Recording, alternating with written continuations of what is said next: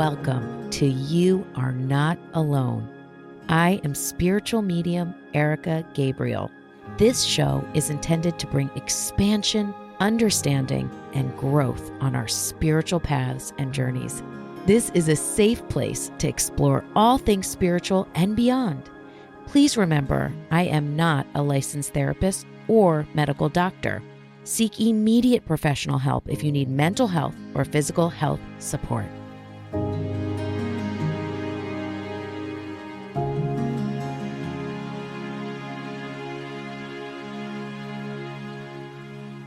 Hello, beautiful friends. Welcome back to You Are Not Alone. I'm so happy to be hanging out with you today.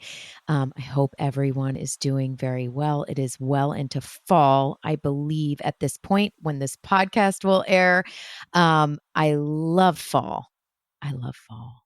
End of summer is rough because you're like, it's slipping away and like it's so intense. But I feel like fall is great. I'm pretty basic like that. Like I like a spiced pumpkin, whatever. I'm into all of that. Are you guys? Do you like it? Um, so I'm so happy to hang out with you guys because I think, I mean, you guys have heard me interview my husband and us talk about a relationship that was incredibly personal. Um, but I feel like this is one of the absolute most personal episodes I've ever done.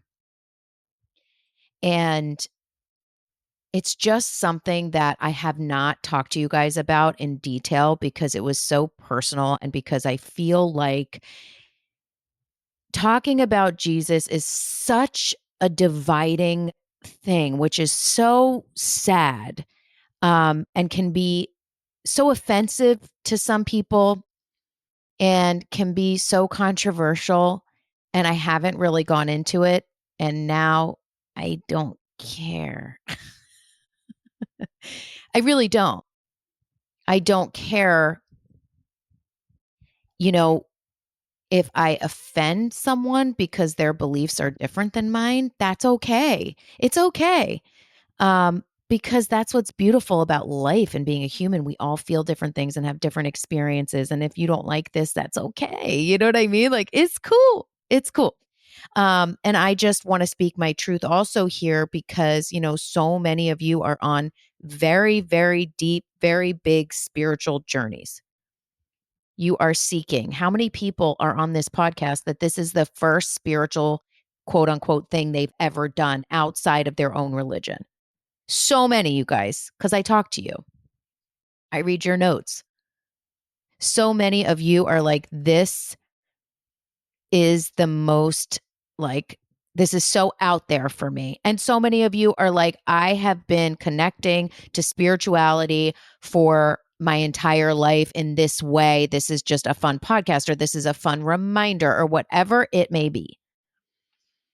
So the reason also is because last week, if you listen to last week's, listen to it. Okay. If you haven't, right? Listen to last week's. So I've never told this story in detail. And then I get the opportunity to interview Marianne Williamson because she released a book about Jesus. Like, of all things, right? Of all things. She has absolutely no hold back on talking about Jesus. In fact, it's part of her calling to do this book. You know what I mean? And it's very interesting because she's Jewish and she helped support me inadvertently to be confident in telling my story and not worrying about judgment and talking about what Jesus means to me. And it just gave me that continued confidence, which is really interesting because have you ever heard me not want to talk about something? Like, I can't think of anything that I've been like, I don't want to talk about that on the podcast. Like, you know what I mean? So this is kind of it. This is the thing. And when I've alluded to my Jesus story, I get a lot of feedback. Tell it to us. So here it is. And I'm going to tell it to you straight. And I'm going to tell you exactly what happened. Okay. Okay. So let's take it back to year I don't fucking remember. I need to do the math. Let's see. 23 years ago. So let's go with 2001. How does that sound? Let's like stick with that. Okay. And I have been spiritually seeking deeply my entire life. Like I reread journals that I was writing when I was 12 and 13, and it was all about questioning God and wanting to understand God and wanting to go deeper and, being confused about seeking God through religion. It's just always been who I was. And even at a young age, as you guys know, at 7 years old, I started seeing and feeling and sensing, quote, dead people, right? Or energy or imprints of energy or certain things that you would call ghosts, but we know they're not ghosts. Please go back and listen to my podcast on ghosts.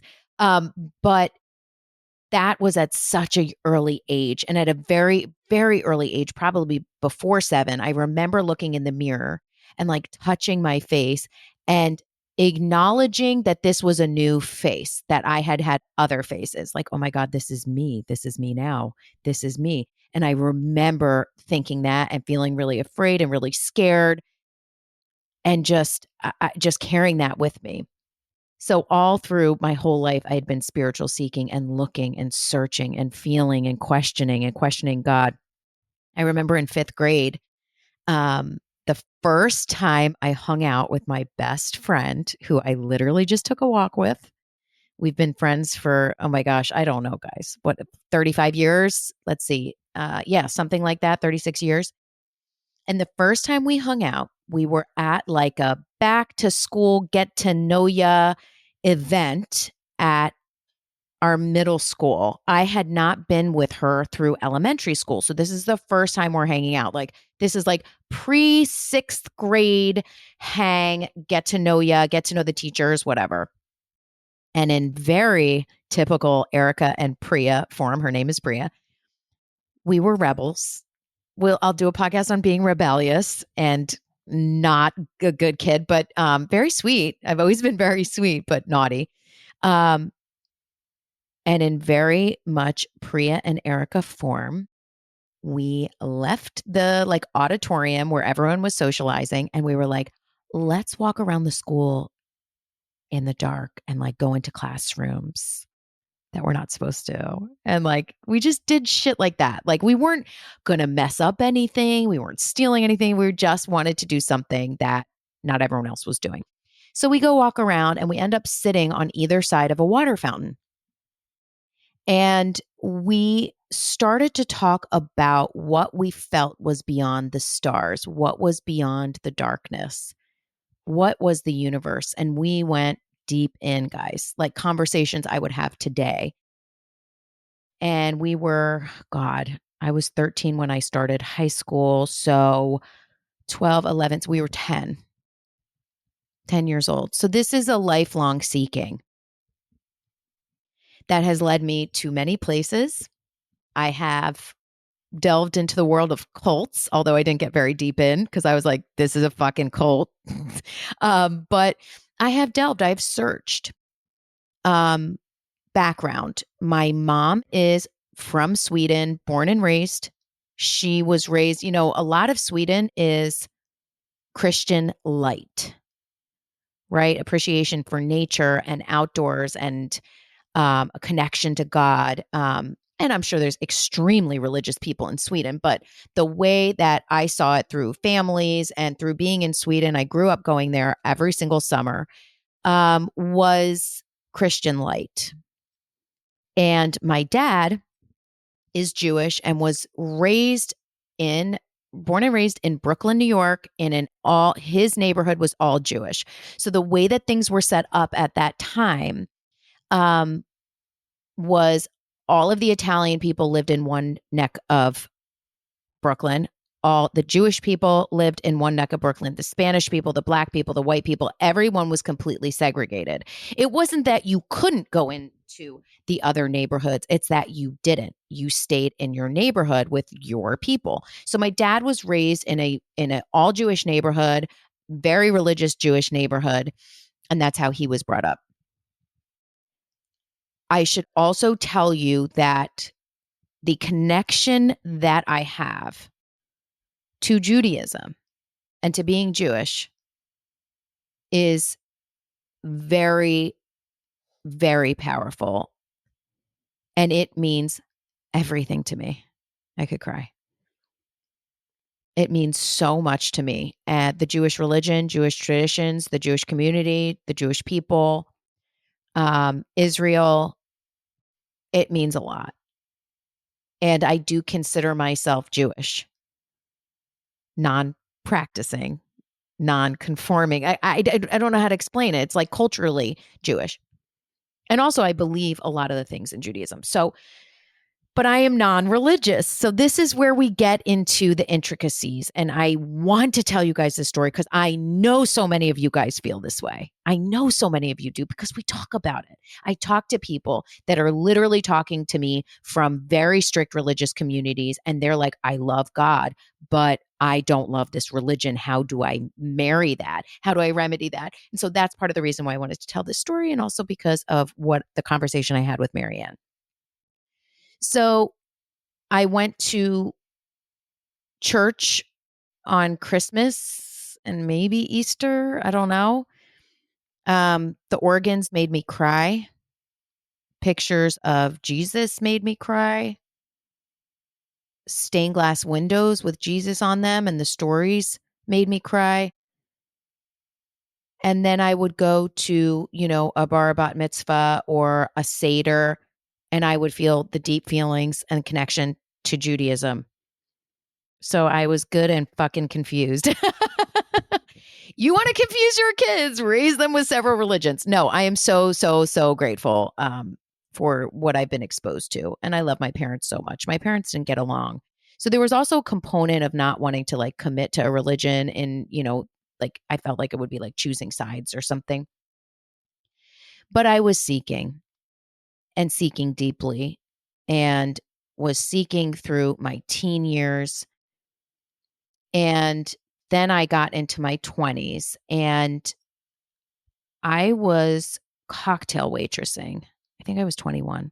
I was cocktail waitressing at the Standard on Sunset Boulevard in Los Angeles. Like, is that so epic? That's so like, that's just like a movie. I was a cocktail waitress on Sunset Boulevard, like in Los Angeles. We wore plastic skirts and knee highs and white high top sneakers and like little t-shirts.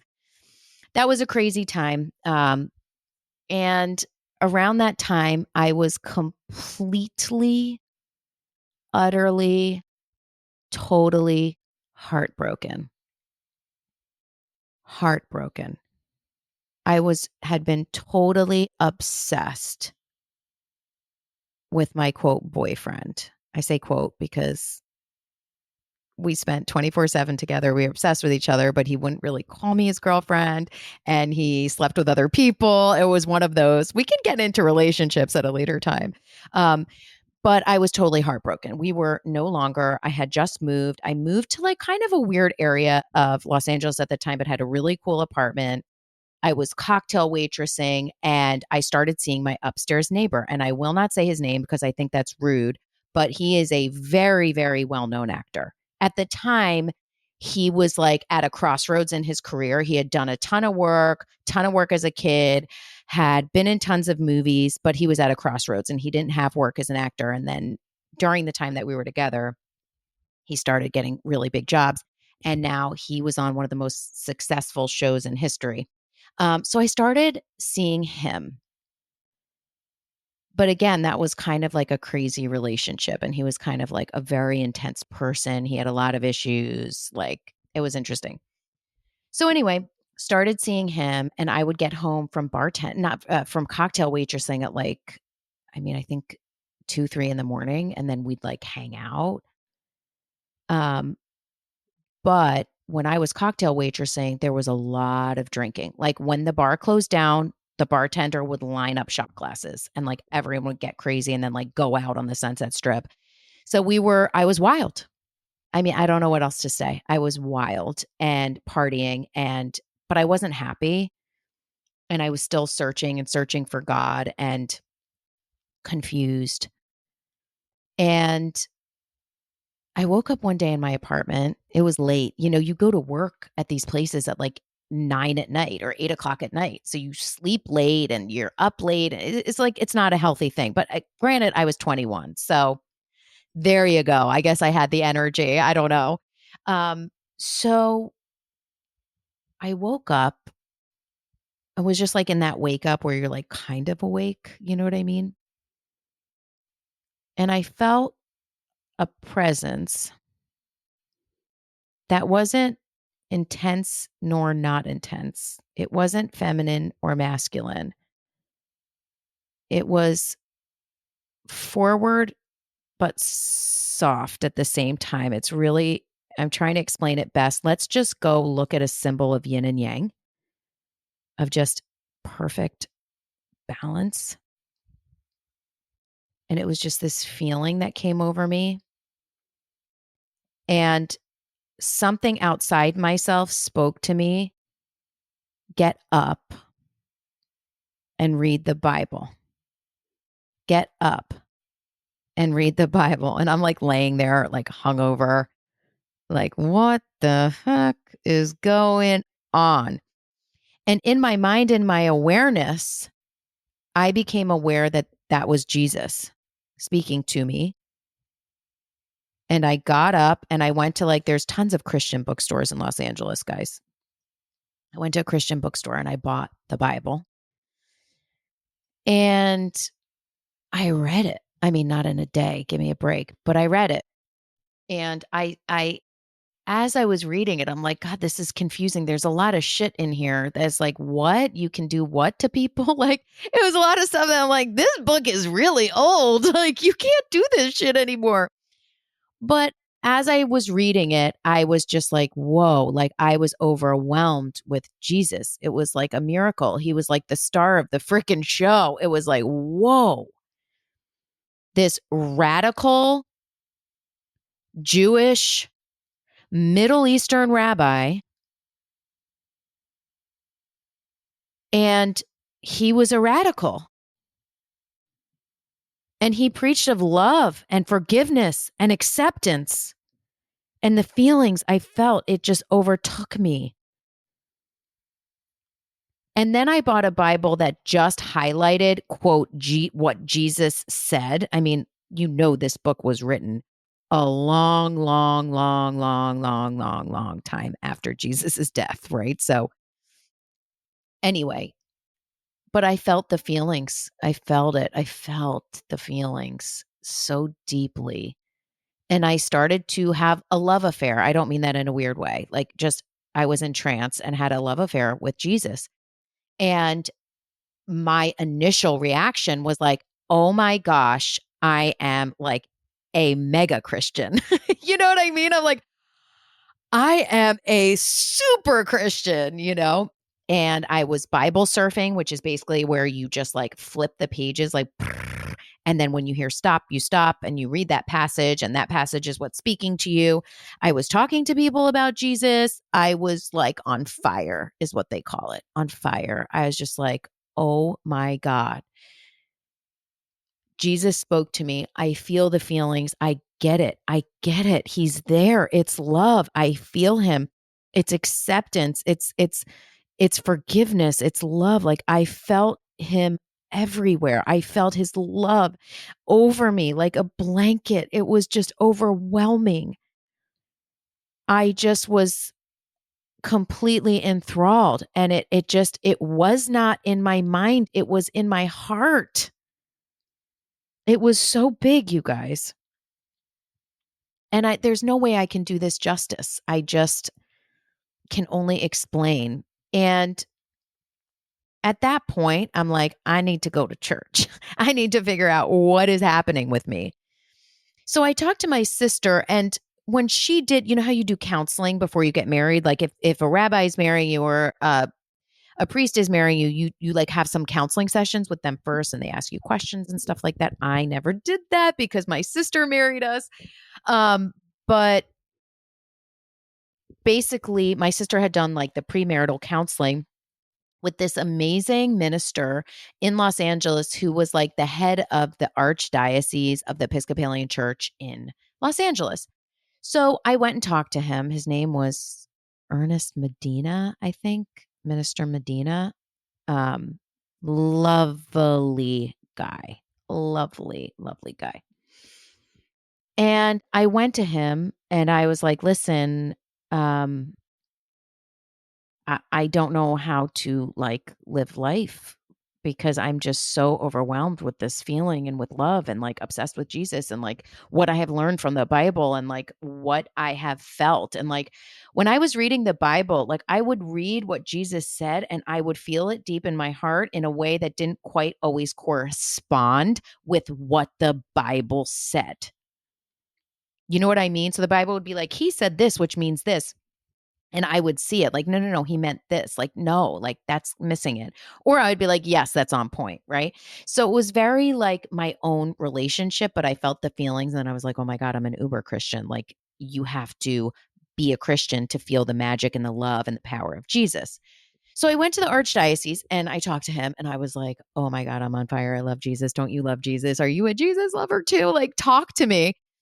And he was like, Erica, when I first met my wife, I could not stop hugging her, holding her hand, touching her, talking to her. We would go to a party and we would be like glued at the hip, chatting in the corner, holding hands, just like completely like enthralled with each other. And he said, now when I go to a party with my wife, I talk to people, she talks to people, and I'll look across the room and I'll catch her eye and I'll just kind of give her a wink and she'll give me a wink. And the relationship that we have is 1,000 times deeper than the relationship we had in the beginning. So it won't feel quite as overwhelming what you're feeling, but it will become deeper. And I was like, you're amazing. Thank you. And then he was like, and I feel that you have the healing gift within you. And I'm hoping that you can come on Sunday and lay hands on my congregation. And I was like, huh. That's interesting. Now I get it. I get what he was feeling in me. I don't know that it was healing people, but I get that he was feeling that I was on a spiritual journey and path and that I had a special connection, as we all do, by the way, to God. And that was coming alive in a different way in that moment. So I told my sister what happened and she was like, well, shit. Okay. I guess I'll go with you to church. So I went, laid hands on his congregation. I stood at the front and laid hands. And, it was awesome. I felt really good, but I never went back again, ever. And it wasn't because I had a bad time. It was because I was on a journey and that was not my end stop. You know what I mean? I had to keep on going, baby. Um, I realized as I read on that I wasn't a Christian, that I had a special relationship to Jesus, but I wasn't a Christian and I didn't believe what you had to believe to be a Christian. And now I'm left with how do I love my connection with Jesus and still align with my Jewish side? And what is this? What is this? Who am I? And what the fuck is going on here? Right? I'm like, oh my God. And little did I know I had a spiritual dark night coming, that I would be talking to dead people, thousands from all over the world. But anyway, so basically, I was walking in LA one day in this little neighborhood I used to hang out in. I run into my friend Paul. I won't tell you his last name for his anonymity. Is that the way you say it? Anyway, I was like, "Hey man, I haven't seen you in a while. How you doing?" And he was like, "Better." And I was like, "What's up?" And he was like, "Well, I basically joined a church." So there's a lot of churches in LA. There's a lot of people searching. There's a lot of cults, et cetera, et cetera. And he was like, "I joined a church and it turned out to be a cult." And I got really jacked up, really, really jacked up. And it was so messed up. And this is the thing in all religions. You can take something beautiful and mutilate it and use it to manipulate people. Horrible, horrible, horrible things are being done and have been done in Jesus's name and in others' name. It's not just Jesus. Horrible things. When if you actually connect with Jesus, you will understand that nothing horrible, but only love, God, connection is actually what Jesus was about. So he was like, yeah, I'm all kinds of fucked up. And I'm like, so am I. I love Jesus, but I'm not Christian. This is so confusing. And he was like, I got you. There is a church. And I'm like, oh, you lost me there. He's like, no, no, no. Okay, let me start over. It's a non-denominational spiritual center. You can be Jewish, Christian, Muslim, Buddhist, Black, white, gay, straight, young, old, anything you want, trans, whatever you are. All are welcome. And it uses Jesus the Christ as an example of love. It uses Buddha. I shouldn't say it. He uses Buddha. He uses Martin Luther King, Gandhi, all of these amazing, incredible messengers that have come to this earth. That is the teaching. And it's also teaching about universe and about God and about your own power and whatever. I'm like, sign me up, baby. And I went, and it's a spiritual center called Agape. And I am not, this is not a podcast like this is, you have to do what I did. Like, I'm just telling you my story. Okay. So I went to Agape, and all the pieces of my spiritual life came together. The minister reverend at Agape is Reverend Michael Bernard Beckwith, who you guys have seen me post about. And I mean, the first time I went, I just bawled my eyes out because he was talking about the universe, about power of manifestation, about taking responsibility for yourself, about how you work with the universe, about loving messengers like Jesus who came and have taught lessons. It just completely changed my life. And it allowed me to open up my seeking and searching and spirituality in a way that I could actually connect with God in a way that felt free and felt true to my own soul and my own heart. And when I did that, and when I went in with God, I connected with God, and God, universe, energy, my own self power said, you are a spiritual medium. And you are here to serve God, and you're here to help thousands of people from all over the world. That is a whole nother story on my dark night and how I became a medium. But the point is that through my seeking, it led me to Jesus, and Jesus is who helped me become a spiritual medium. So when people in Jesus's name say I am a devil person and that the Bible tells that I'm a horrible person, it's just funny because I'm like, really? Because the actual Jesus helped me become a spiritual medium, because Jesus led me to understanding, led me to the feeling, which led me to deeper connection to God, which led me on the walk that day, which led me to Paul, which led me to Agape, which led me to Reverend, which led me to opening up who I truly was, opening up my spiritual path without the confines and the rules and the fear of being labeled a certain religion. Jesus could be powerful and love without being a Christian Jesus. Isn't that interesting? Now, if you're a Christian and you love Jesus, that's just as good. There's nothing wrong with Christianity. I love all religions. Religions give you a roadmap. And there's so many ways where it is so beautiful. And there's so many times I wish like I could just be a religion, because it would be so nice. You know what to do on Sundays. You know what to do on Saturdays. You know certain steps and certain ways that make life so beautiful. So there is nothing wrong with religion. This is not an anti-religion podcast. This is a story. So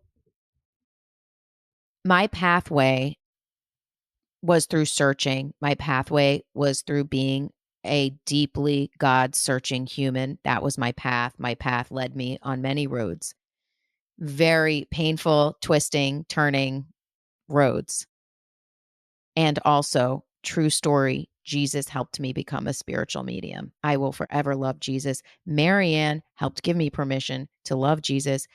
as a medium, as a, partially Jewish person, as a Christian family person, as a seeker, whatever gets you to that connection to to God, sorry, whatever gets you to your connection to God in a way that feels loving and beautiful to you and that helps you connect with yourself, with your God, whatever gets you there, I say amen, right? If you're not hurting others, of course.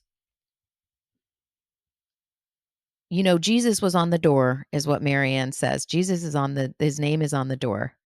How cool is that? She's Jewish, by the way, both parents. You know, you may have Buddha's name on the door. I think the issue comes when it's like Jesus is the only way. Other than that, you're going to hell. It's like, whoa, hold that phone. Hold on a minute. Right. So there's all kinds of ways, whether you are Buddhist, Muslim, Hindi, is Hindi? Yes. Yes. Um, Christian, like it doesn't matter.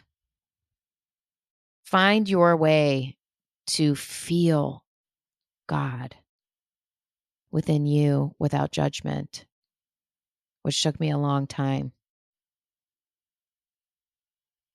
I really, really hope this made sense.